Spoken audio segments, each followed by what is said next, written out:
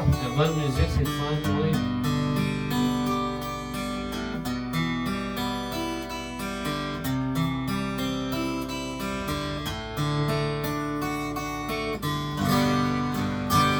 Amen, oui. Bon, bonjour. OK. Donc, quand ça va pas bien, prenez 3-4 musiciens, des chanteuses, faites une réunion, chantez, partagez, priez. C'est la meilleure chose que vous pouvez faire. Donc, aujourd'hui, nous sommes à la 4e vidéo sur la nouvelle alliance de Jésus-Christ, de la Pentecôte, le Saint-Esprit baptisé dans nos cœurs.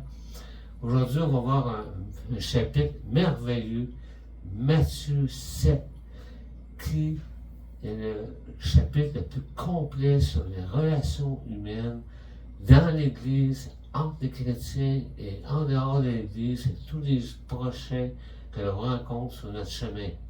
Donc aujourd'hui, on va apprendre des choses extraordinaires de la parole de Dieu.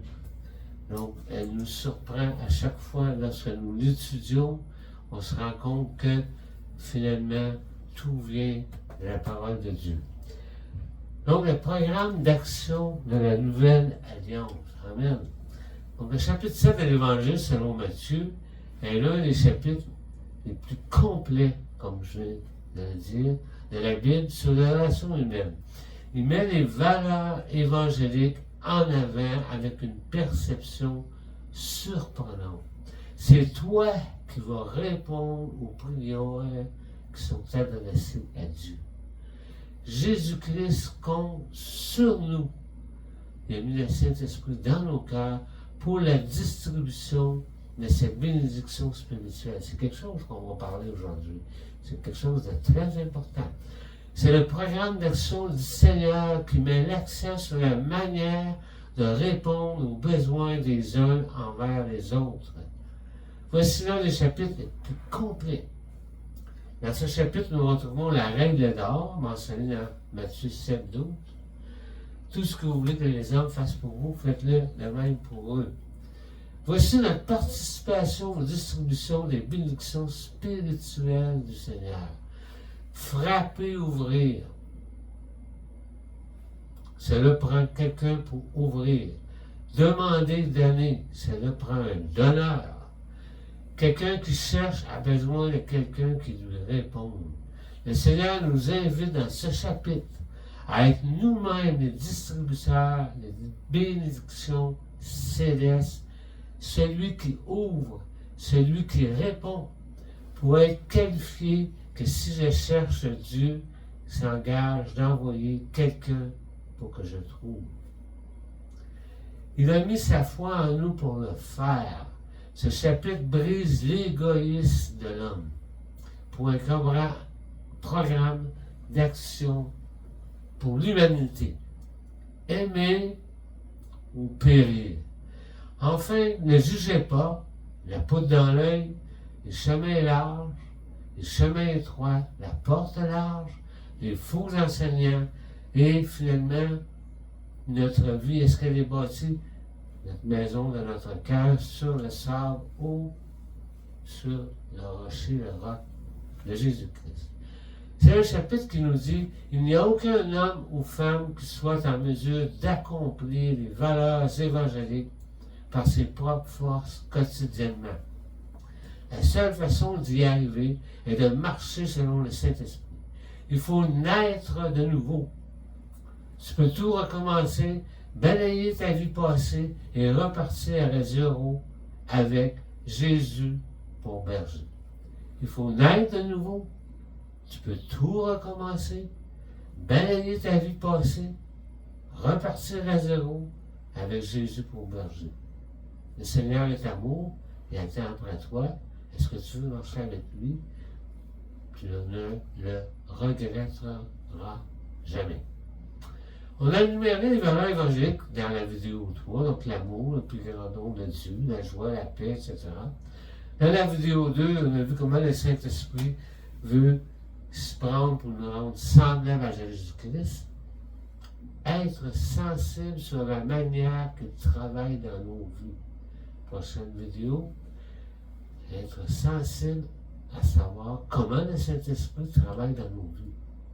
Et dans le 1, nous avons vu le miracle de l'expiation. Nous lisons dans Hébreux 9:11. Il a traversé le tabernacle plus grand et le plus parfait qui n'est pas construit par la main d'homme. Oubliez Jérusalem, c'est-à-dire qu'il n'appartient pas à cette création. Il est entré une fois pour toutes dans les lieux très saints, non pas avec le sang des boucs et des taureaux, mais avec son propre sang. Il nous a ainsi obtenu un rachat éternel. Salut ne se perd pas, là. Un rachat éternel. Mais il faut-tu naître de nouveau? Le Seigneur ne veut pas que nous restions inactifs. Non, il a un merveilleux programme d'action pour nous sur cette terre. Jésus-Christ nous dit, maintenant que tu es mon enfant, voici le plan d'action que je te prescris pour la distribution de mes bénédictions. Je compte sur toi maintenant. Je t'ai baptisé du Saint-Esprit dans le but de distribuer les dons et les bénédictions spirituelles que le Père veut accorder à ses enfants. C'est pas aller à l'église le dimanche, écouter un pasteur qui nous prêche un message, là. Non. C'est distribuer les dons et les bénédictions spirituelles que le Père veut accorder à ses enfants.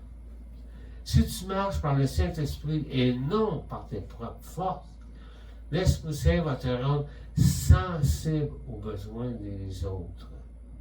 C'est toi qui vas répondre aux prières qui sont adressées au Père dans le ciel.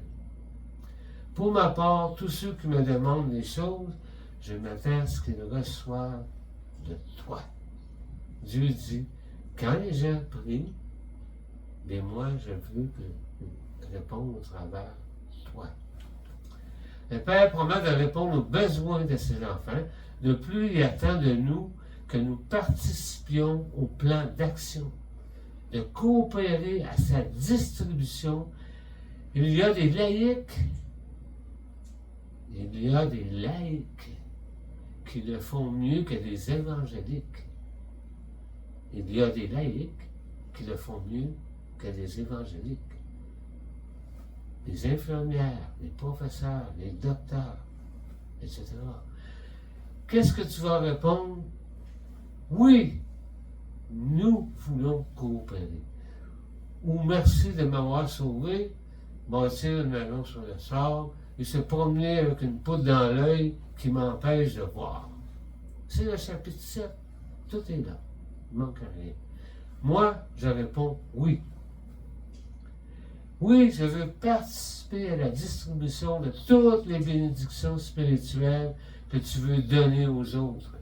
Oui, tous les autres qui auront des besoins et que tu m'interpelles moi pour que je réponde à leurs besoins, je vais le faire. Je dis oui présent. Ma maison est bâtie sur le roc. C'est de cette manière que tu vas me sanctifier et me rendre semblable à Jésus-Christ. C'est ça la sanctification. C'est ça la sanctification. C'est pas une euphorie d'émotion que le Saint-Esprit produit en nous, non. C'est tu réponds aux besoins du prochain sur ton chemin, que le Saint-Esprit t'a rendu sensible et qu'il t'a montré que Dieu veut qu'il a choisi toi pour y répondre. C'est la sanctification. Jésus-Christ a dit, je vais bâtir mon Église avec toi. Tu dois devenir une pierre vivante. Wow. Tu dois devenir une pierre vivante. Wow. Moi aussi, je te dis que tu es pierre et sur ce roc, Jésus-Christ, je bâtirai mon Église et les portes d'Hadès ne prévaudront pas contre elle. C'est au travers de nous, avec nous, qu'il bâtira son Église. Ainsi, nous sommes donc participants au programme d'action de bâtir l'Église. Pour bâtir l'Église, il faut être une pierre vivante, sinon on ne sert à rien. 2 Pierre 2, 4, 5. L'honneur est donc pour vous, c'est nous autres, qui croyez. Mais pour les incrédules, la pierre qu'ont rejetée ceux qui bâtissaient est devenue la principale de l'homme, est une pierre d'achoppement et un rocher de scandale. Donc ceux qui rejettent Jésus-Christ, vous êtes un rocher de scandale et non une pierre vivante. On travaille tous ensemble, on doit s'aider à s'équiper, puis à s'édifier. Il faut s'équiper. Écoutez le Seigneur qui va vous dire comment bâtir son Église. Il va nous aider dans nos imperfections. Il va nous donner les dons dont nous avons besoin. Sommes-nous une personne qui bâtit ou une personne qui empêche de bâtir? C'est très important de faire la différence entre les deux. Est-ce qu'on bâtit ou une personne qui empêche de bâtir? La fin du chapitre finit par 2 personnes qui bâtissent une maison sur le cœur. Ton cœur, c'est ta maison. Tu la bâtis soit sur le roc ou soit sur la sable. L'ennemi des entités dans les lieux célestes, il se donne une foule d'églises pour introduire le mensonge. Il y en a-tu des sortes d'églises? Il y en a en masse. Faire des sectes, des religions gouvernementales.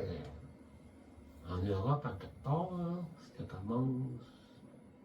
C'est comme la parabole du grain et de l'ivraie.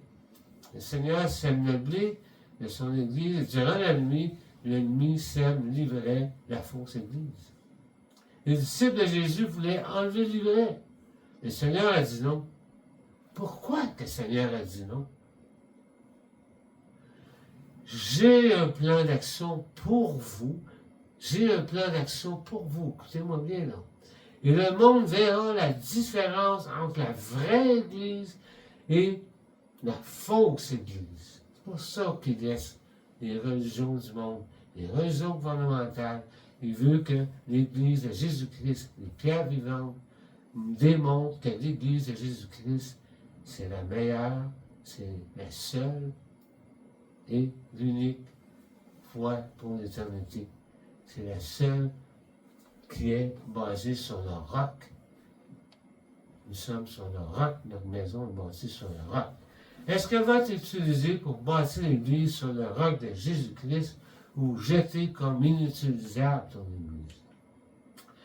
Le Seigneur a fait tout cela pour former la nouvelle alliance. Encore une fois, c'est le plan de Dieu qui fonctionnera. Regarde ce plan d'action, nous sommes équipés pour l'accomplir.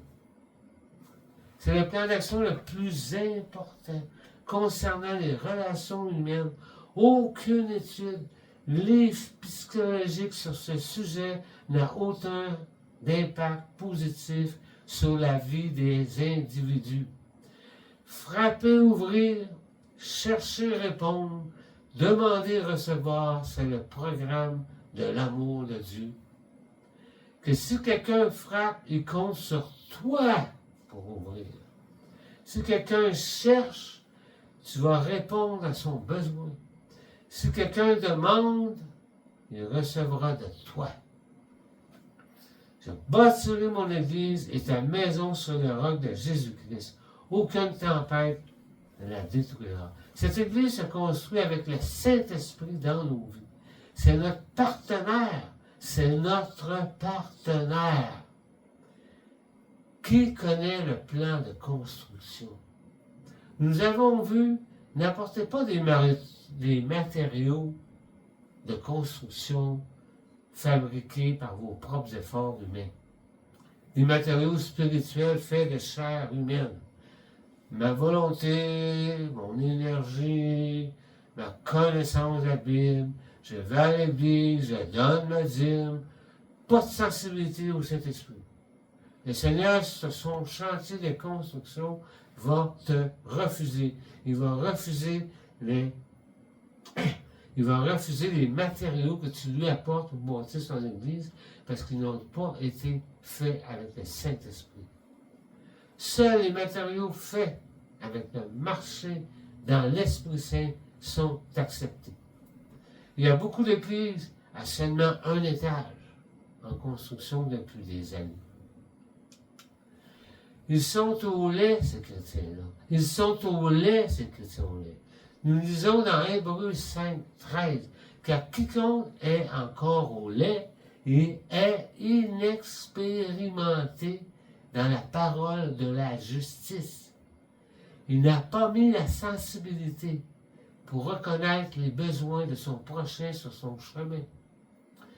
Il n'a pas le Saint-Esprit en pratique vivant.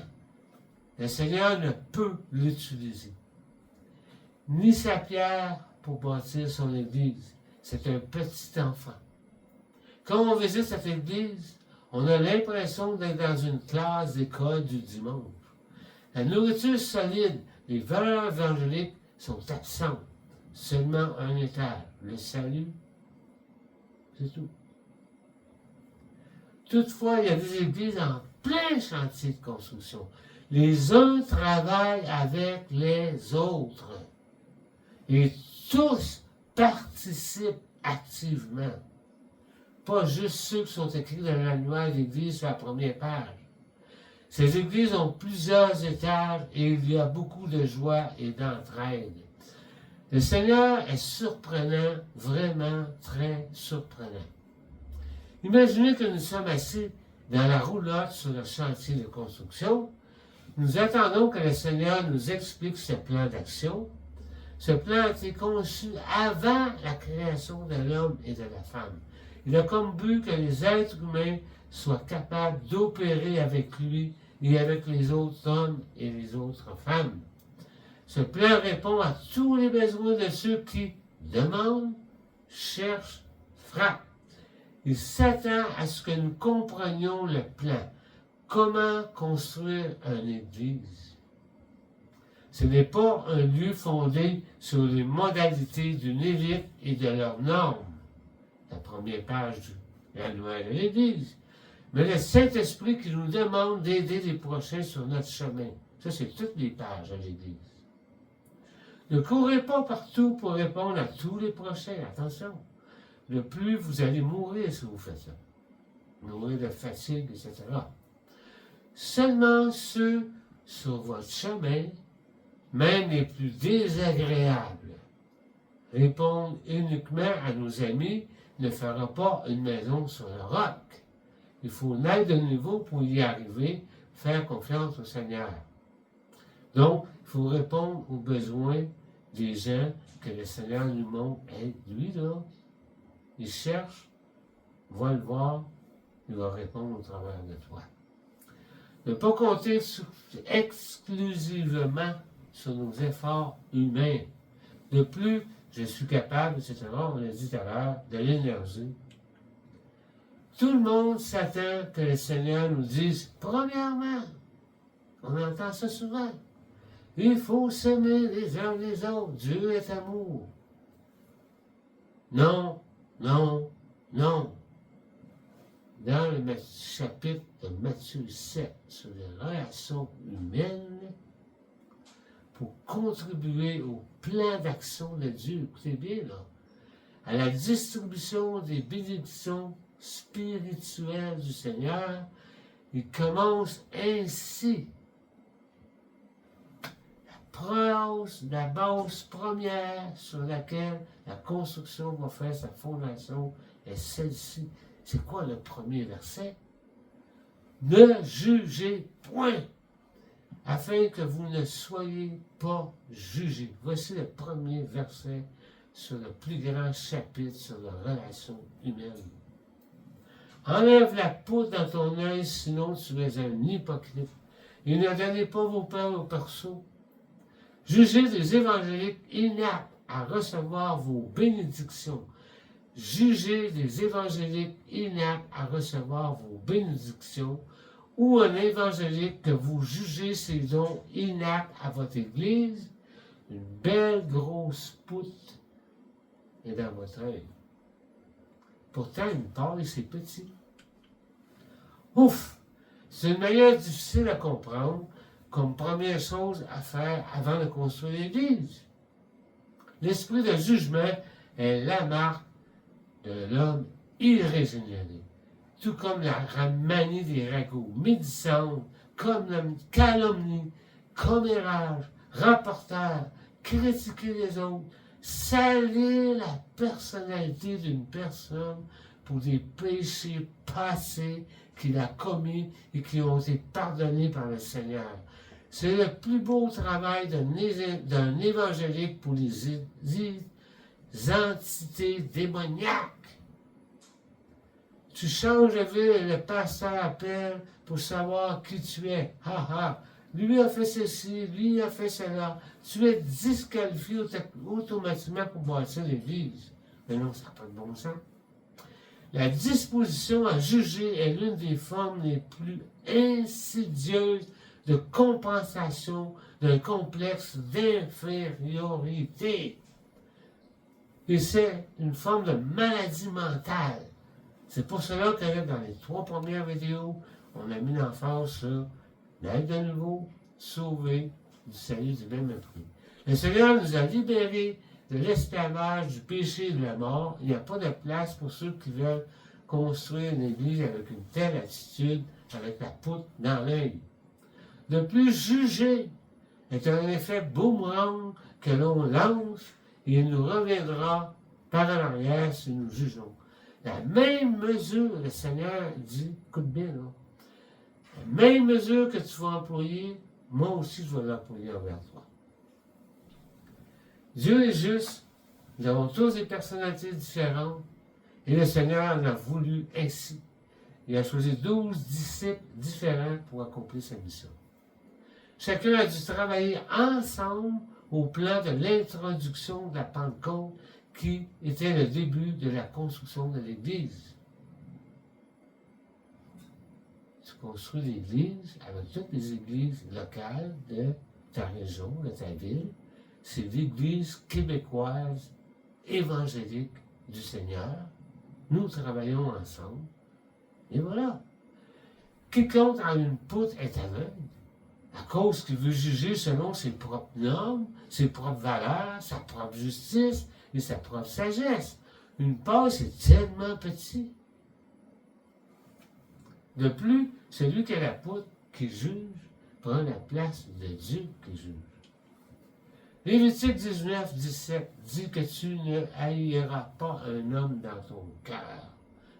Les pourceaux. Si tu juges ton frère, c'est comme si ses dons ne sont pas bons, tu les jettes au pourceau en réalité. On a souvent attribué ceci à l'évangélisation, et c'est vrai aussi. Ici, je ne veux pas t'expliquer comment reprendre quelqu'un qui fait défaillance dans les valeurs évangéliques, ça sera un autre message. Je vais m'en tenir à mon chantier de construction du Seigneur. De toute façon, avec une telle attitude, le Seigneur ne te donnera pas ta carte pour travailler sur le chantier de construction. Si tu as une poutre. L'homme ne peut construire l'Église du Seigneur par ses propres normes ou ses nombreux chemins qu'il trace lui-même, mais uniquement par le plan d'action et le chemin que Dieu lui-même trace et qu'il a prévu pour toi. Avec le Seigneur, c'est certain que cela va fonctionner. C'est le Saint-Esprit qui prend ta pierre et la façonne pour qu'elle devienne vivante. Voici les matériaux. Le mouvement d'une personne vers l'autre. Le besoin de l'un est satisfait par l'autre. Donnez et vous recevrez. Cherchez et vous trouverez. Frappez et l'on vous ouvrira. Notre participation active aux distributions, aux bénédictions et aux prières adressées au Père exaucées par nous est le plan de Dieu. Les prières exaucées par nous est le plan de Dieu. Il faut être sensible au Saint-Esprit. Nous ne pouvons pas ignorer les besoins des prochains sur notre chemin et demander par la suite des besoins à Dieu pour nous. Ça ne marche pas. Nous bloquons nous-mêmes nos prières et nous accusons Dieu de ne pas répondre à nos prières. Dieu veut que tu répondes aux prières de ton prochain. Après ça, toi, tu lui adresses des prières et Dieu va répondre. Si tu ne réponds pas aux prières de ton prochain, ben, quand tu vas prier, bien, Dieu, ils ne sont pas là. La ligne est coupée. Tes matériaux ne sont pas bons. Tu ne construis pas sur le plan d'action des bénédictions que le Seigneur veut distribuer aux autres. Cette manière de connaître les besoins d'une personne révélée par le Saint-Esprit est de ne pas y répondre à cause des ragots de jugement, produit un ciel d'arrêt pour nos requêtes. Juge pas le frère que le Seigneur t'a demandé de le bénir. Tu ne le béniras pas. La loi est une cause à effet. Il s'attend à nous pour répartir les besoins de chacun sur notre chemin. Dans une réunion de prière, les participants expriment leurs besoins. Il est important de prendre des mesures. Comment pouvons-nous répondre à ces besoins? Voici la liste des matériaux de la chaîne de montage, comme dans une usine qui fabrique des maisons préfabriquées. Tous doivent participer, recevoir le donneur. Une personne qui cherche trouve au travers moi. Il y a des gens qui frappent à la porte du ciel et j'ouvrirai. Pourquoi? Pour que quand je frapperai à la porte du ciel, une autre personne ouvrira pour moi. Il y a des gens qui frappent à la porte du ciel et j'ouvrirai. Pourquoi? Pour que quand je frapperai à la porte du ciel, une autre personne ouvrira pour moi. C'est le plan de Dieu dans sa volonté. Il veut que nous participions à la distribution et ses bénédictions divines et aux prières demandées. Souvent, ces versets sont cités seulement lorsqu'une personne demande à Dieu. Cherchez, vous trouverez. C'est vrai, c'est biblique. Mais le plan d'action de Dieu, c'est nous qui bâtissons l'Église de Jésus-Christ avec lui. Puis c'est lui qui nous dit quels matériaux on doit utiliser. Dieu travaille avec les hommes pour distribuer ses dons. Si tu as choisi pour bénir un frère, mais que tu bloques la distribution parce que tu décides qu'il ne mérite pas ta bénédiction, ne t'étonne pas que le ciel soit fermé à tes prières. Ou si des frères ne te donnent pas ce que le Seigneur veut te donner, comment s'en sortir? Pour demeurer dans la distribution des dons, nous devons donner aux gens ce dont ils ont besoin. Et après, c'est accepter tout ce que les gens veulent nous accorder et dire Amen. En bien ou en mal, dire Amen. Attention, pas dans l'œil. Sans l'Amen, elle grossisse de paille à poutre. Donc, on donne aux gens et on reçoit ce qu'ils nous donnent en bien ou en mal. Et on dit Amen. Le Seigneur n'est pas injuste. De toute façon, tu recevras d'une autre personne. Comme le Samaritain, c'est ce qu'il a reçu, n'est qu'une réceptivité du blessé qui ne pouvait rien donner. Cependant, ses besoins seront comblés quand il va frapper à la porte du ciel. Le Seigneur répondra lorsqu'il frappera à la porte du ciel, parce qu'il a donné, et la seule chose qu'il a reçue, c'est la réceptivité et le visage d'un gars tout heureux. Un frère prie pour l'achat d'une auto. Dans ma famille, j'ai un oncle qui veut vendre son auto bien entretenue à un prix abordable. Tu transmets l'information pour participer à la distribution des bénédictions. C'est Jésus-Christ par le Saint-Esprit qui me l'a revendiqué. Il a dit, il y a un frère qui a besoin d'un auto, va lui dire que ton oncle a un bel auto. Donc, Jésus veut bâtir son Église dans le chapitre 7 et au verset 11, que même nous aussi, on donne de bonnes choses à nos enfants. Donc, à plus forte raison, Dieu donnera de bonnes choses à ceux qui lui demandent. Il va les donner au travers de toi. De quelle manière Jésus-Christ visite-t-il les églises? Dans des vases de terre. Dans des vases de terre, vous savez, c'est quoi un vase de terre? C'est toi. Fais bien attention. Quand un vase de terre rentre dans ton église, vas-tu le juger inapte? T'as une poudre dans l'œil. Dans une situation où tu donnes le meilleur de toi-même, ensuite tu reçois des sortes de ragots insignifiants, des choses désagréables de la part des autres, des poudres dans l'œil contre toi font tomber tes perles au pourceau, dis Amen. Prends ce que l'on t'accorde, même si cela représente une injustice, dis Amen. Regardons ce que tu as fait à Jésus-Christ. Le roi des rois dans les cieux, tu as donné ta vie à Jésus-Christ, naître de nouveau. Toutes les offenses commises ont été mises sur la croix. Toutes tes offenses à toi, tous tes ragots, tous tes jugements, toutes les occasions où tu as été un mauvais caractère et que les autres ont été victimes de ce tempérament arrogant et pernicieux que tu possèdes, si tu ne reçois pas ce que ton frère te revient, cela est injuste, mais n'oublie pas que Jésus-Christ, en retour de ce que tu lui as donné, tout est ragoût.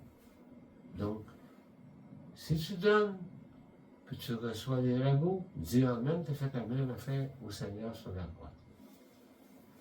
Commencez à comprendre la poutre. Jésus-Christ a dit, soyez parfaits comme votre Père céleste dans les cieux est parfait. Il n'est pas de la nature de l'homme de faire de son mieux et de recevoir toutes sortes de ragots. Qu'est-ce qui arrive si tu décides que cette personne ne mérite pas ce que tu as à donner? C'est le Seigneur qui demande de toi. Participe à ma distribution. Commence pas à juger s'il est apte à recevoir ce que tu as à donner. Vas-tu bâtir une maison sur le sable ou sur le roc? Prenons notre exemple de l'auto. Si tu décides que cette personne ne mérite pas l'auto de ton nom parce qu'elle est bien entretenue et tu connais un cousin qui en a presque pas besoin d'une parce que celle-là, la sienne va bien, tu lui offres, il l'achète. Rappelle-toi de la chaîne de montage, de construction de la maison de Dieu. À cause de ton attitude, la chaîne de montage ne fonctionne plus automatiquement, tu es remplacé. Tu es mis sur la liste d'attente. C'est comme cela avec le Seigneur. Il s'attend à ce que les évangéliques qui construisent l'Église agissent pour que celui qui a un besoin de recevoir reçoive de la main d'un frère qui donne. Que celui qui cherche trouve au travers d'un évangélique sur son chemin. Et que celui qui frappe, un frère lui ouvre la porte. Voici la loi de l'amour en symétrie dynamique. Jésus-Christ dit que cela, ça résume toutes les lois et toutes prophéties. Toute loi est donnée afin d'engager les hommes et les femmes à agir les uns envers les autres d'une manière créatrice et empreinte d'amour, dans le but de les inciter à rallier la race humaine pour imprimer en eux le grand impératif de la vie, aimer ou périr. Donc, nos pierres vivantes construites sur le roc montrent aux gens que c'est la façon de construire une société. Quand l'Église et ses dirigeants sont impliqués, ils mettent en place des mesures pour que le programme de distribution des bénédictions du Seigneur soit mis en place. Elle est une Église très active dans tous ses ministères. Je m'en souviens qu'on a fait des cours théoriques pour devenir professeur à l'université. Après cela, il fallait enseigner toute une journée dans une classe. La théorie doit être intégrée dans la pratique. Oui, il faut aller le dimanche écouter un message. Mais la théorie doit être intégrée dans la pratique. Voici un autre exemple. Dans mon église, beaucoup de gens vont dîner après le culte et c'est toujours les amis qui s'invitent, tout le temps les mêmes amis qui vont manger à l'église, pas tout le temps. Il y en a qui ont compris la sensibilité du Saint-Esprit. Donc, ils invitent des gens timides qui n'osent pas demander s'ils peuvent y aller. Donc, tu les invites à l'église et tu viens répondre à un besoin chez eux, la communion fraternelle. C'est le secret du Seigneur. Le Seigneur s'engage envers toi que si tu participes à la distribution de ses biens, que toi aussi tu recevras. C'est ça le secret du Seigneur. Ça l'est le secret du Seigneur. On le voit dans le verset 9 et 10. Vous donnerez de bonnes choses à vos enfants dans la chair, à plus forte raison, votre Père Céleste vous en accordera. Dieu s'engage envers toi dans ta participation. Ne t'inquiète pas au sujet de ce que tu reçois après avoir donné. Dieu s'engage qu'il y a un donneur, il y aura un receveur. Si tu donnes et que tu ne reçois rien du donneur, le Seigneur s'engage que tu recevras d'une autre personne. Dieu est bon et juste. Lâche les poudres dans l'œil, ne jugez point. Si quelqu'un cherche ce qu'il trouve à travers toi, parce que tu es sensible au Saint-Esprit, aux besoins sur ton chemin, lorsque tu chercheras, Dieu permettra que tu trouves. C'est le chapitre de relations humaines dans la mise en pratique des valeurs évangéliques. Attention, attention, attention. J'ai vu des personnes juste donner, sans recevoir. Si vous faites cela, c'est sur une longue période, vous allez être épuisé. Vous ne respectez pas la loi de distribution. Les pasteurs, faites attention. Mon premier pasteur prêchait 2 fois le matin et le soir. Après 4 ans, il avait besoin de vacances. On s'en va à Cuba, 1 mois, tout inclus. Un programme d'action est un mouvement, pas d'ailleurs aussi, là, envers les autres. Si vous cherchez constamment sans trouver, arrêtez. Vous allez perdre la foi. Consultez, prenez un temps de repos. Même chose si vous frappez continuellement. Je reconnais que le Seigneur nous demande de persévérer, je suis d'accord avec ça, mais je ne peux pas m'étendre sur ce sujet aujourd'hui. Je vais demeurer dans la construction de l'Église de Jésus-Christ, la construction, bâtir l'Église de Jésus-Christ avec le Saint-Esprit qu'il nous a donné sur le roc. Et encore une deuxième fois, le Seigneur dit, moi qui est dans les cieux, je vous donnerai de bonnes choses. Il passe directement d'une traite à la clé d'or, verset 12, après ça, qu'il vient de citer ce verset. Tout ce que vous voulez que les hommes fassent pour vous, faites-le de même pour eux, car c'est la loi et les prophètes. C'est mettre toute la Bible en pratique. Tout prenait soin les uns et des autres dans les actes des apôtres. Arrêtez de lire juste de parler en langue, arrêtez de lire juste les dons. Regardez dans les actes des apôtres, le service aux tables, il y avait plein de choses. Donc, tout le monde prenait soin les uns des autres. À quoi sert ce programme d'action bâtir l'Église de Jésus-Christ? Le travail à la chaîne où chacun doit poser son morceau sur le roc de Jésus-Christ pour bâtir l'Église locale. Chaque morceau spirituel d'une personne, chaque morceau spirituel d'une personne est important pour construire l'Église. Les membres n'ont pas juste besoin du pasteur qui enseigne. Il est essentiel de l'intégrer par la sensibilité du Saint-Esprit pour aider ceux qui cherchent à trouver. En 1980, mon pasteur disait toujours, allez dans le monde, aimez le monde. Le Seigneur veut que tu bénisses beaucoup de prochains dans le monde. Le Seigneur veut que tu aimes le monde, mais que tu ne sois pas du monde.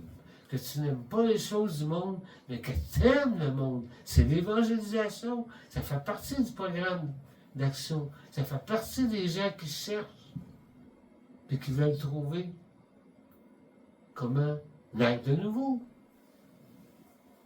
Appréciez le monde parce qu'ils ont besoin d'écouter les valeurs évangéliques. Je vous suggère d'aller dans le monde. Ne soyez pas du monde. Ne soyez pas du monde. Soyez des évangéliques qui mettent le plan d'action de Jésus-Christ en pratique. Certains vont, lorsqu'ils vont nous voir répondre à des besoins, vont nous demander tu es qui toi? Oui, le Seigneur, nous reconnaîtrons par l'amour que nous avons les uns pour les autres. Si tu as de l'amour, tu vas répondre aux besoins des autres.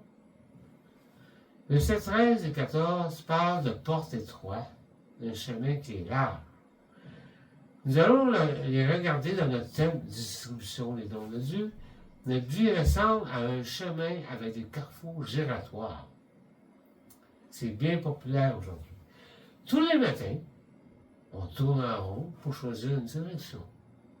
C'est à la mode aujourd'hui. Choisir une direction. Donc, nous devons être vigilants si nous voulons garder notre sensibilité au Saint-Esprit. Lorsque nous tournons dans ce carrefour giratoire et qu'on se lève le matin, nous pouvons choisir 3 directions. 1. Chercher la volonté de Dieu. On prend un chemin étroit dans notre carrefour giratoire le matin.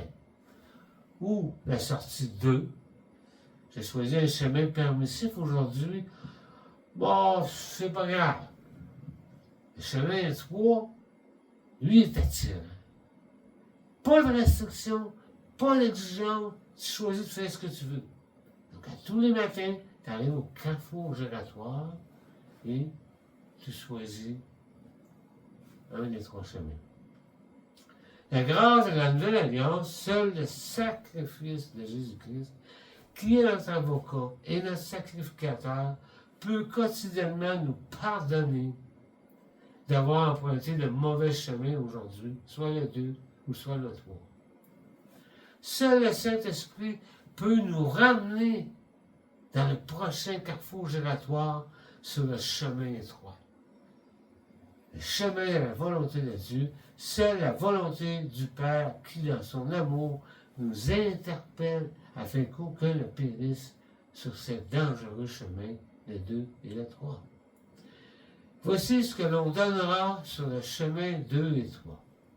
Versets 13 à 24, dans le chapitre 7. De mauvais fruits vous seront donnés. Vous allez trouver des réponses trompeuses, des mensonges et des jugements, des esprits méchants qui sont sur ces chemins larges. Sur ces chemins, certains imitent les évangéliques. Nous avons prophétisé, nous avons chassé des démons. Jésus dit, vous n'êtes pas des pierres vivantes, je ne bâtirai pas mon église avec ta pierre, hors de moi. Dans sa grâce, le Seigneur nous ramènera sur le chemin 1 et 3.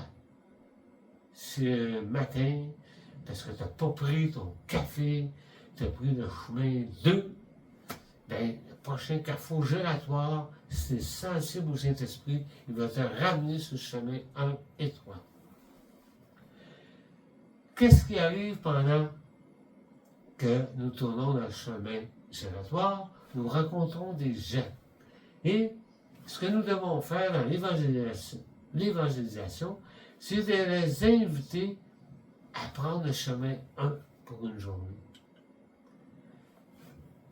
Donc, si tu aimes faire la motoneige, du hockey et de la danse aérobique, c'est long, toutes ces activités peuvent se retrouver sur le chemin 1. Le chemin 3, c'est pas un chemin qui n'a rien, là. Prendre la sortie 1, chemin 3, et faire la volonté de Dieu, mais sans les égarements de l'esclavage, du péché et de la mort. Exemple, tu aimes la motoneige, passe la nuit dans un chalet en montagne, et prendre un petit coup prendre un petit coup, c'est agréable en mauvaise compagnie, c'est pas une bonne idée. Mais prends le chemin 1, t'aimes la montagne, va te réchauffer près du feu, discute avec les gens. Quand tu es fatigué, tu vas te coucher, puis tu laisses les autres en mauvaise compagnie, puis toi, tu n'y vas pas. Donc, ton exemple parlera. À chaque virage giratoire, choisis toujours le chemin numéro 1. Durant le virage, vérifie s'il n'y a pas un prochain que Dieu t'envoie. Si tu es sensible au Saint-Esprit, si tu n'as pas de poudre dans l'œil, tu verras que cette personne a un besoin et que Dieu l'attire à Jésus-Christ et qu'il compte sur toi pour lui présenter l'Évangile. Pourtant, c'est simple, ça. Le chemin étroit de la volonté de Dieu dans les circonstances de la vie. En conclusion, les valeurs évangéliques, il est facile de les intégrer dans nos vies. Nous laissons le Saint-Esprit nous emmener quotidiennement sur le chemin étroit et dans les carrefours giratoires, on rencontre des personnes laïques, des prochains, qui ont des besoins.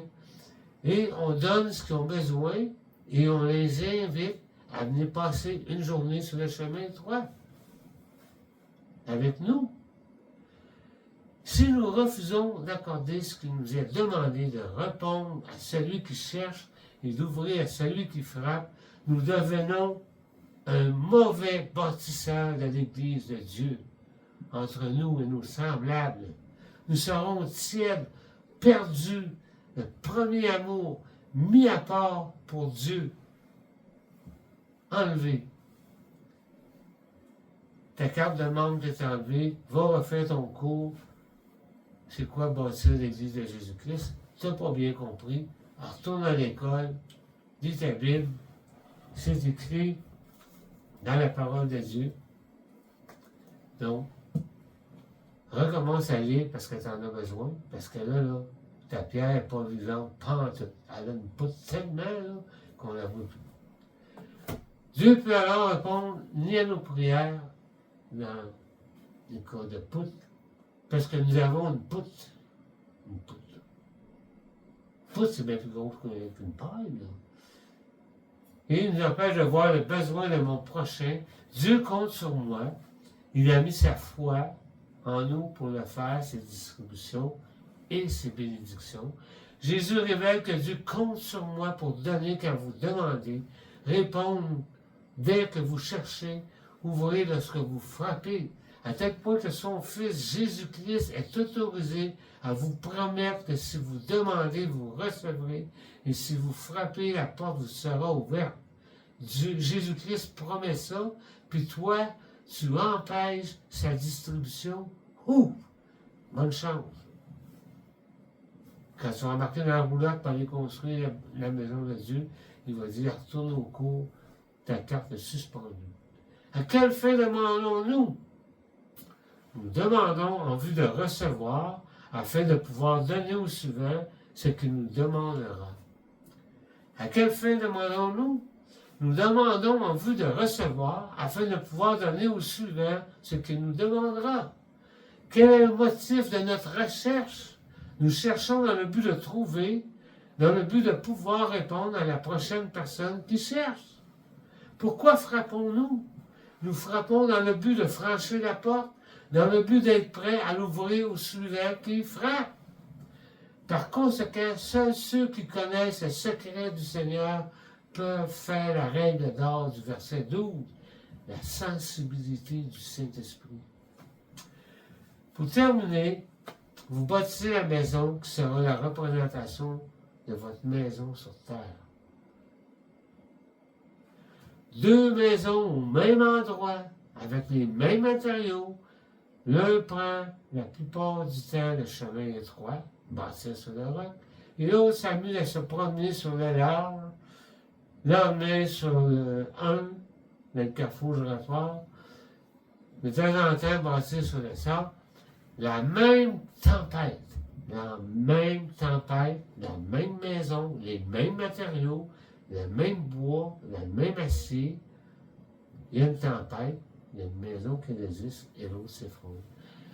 Ainsi, je souhaite que par le Seigneur Jésus-Christ, votre maison résistera au temps fâcheux de notre civilisation, de l'intelligence artificielle, ordinateur quantique et les nouvelles lois sur le protectionnisme qui s'en viennent et les taxes, etc.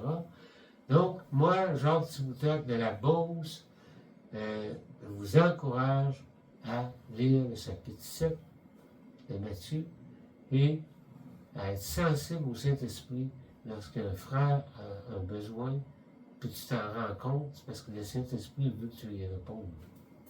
Donc, partageons les valeurs évangéliques aux Québécois et aux Québécoises pour avoir une société de paix et d'harmonie.